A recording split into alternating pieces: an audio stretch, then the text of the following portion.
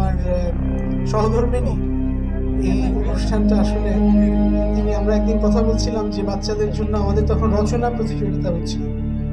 আমরা ভাবছিলাম যে আমরা একটা বিতর্ক প্রতিযোগিতা করতে পারি কিনা। তখন একটা আলোচনার মধ্যে আসলে যে না, এটা একটা আমরা ইউথ পার্লামেন্ট বা তরুণ সংসদ যদি আমরা করতে পারি সেটা সম্ভবত আরো ভালো হয়। সেখান থেকে এটা আসলে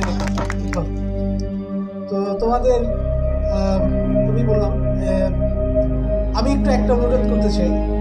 এটা হচ্ছে তোমরা আজকে সংসদে এসছো এবং সংসদ সদস্য হিসাবে এখানে তোমরা অংশগ্রহণ করেছো।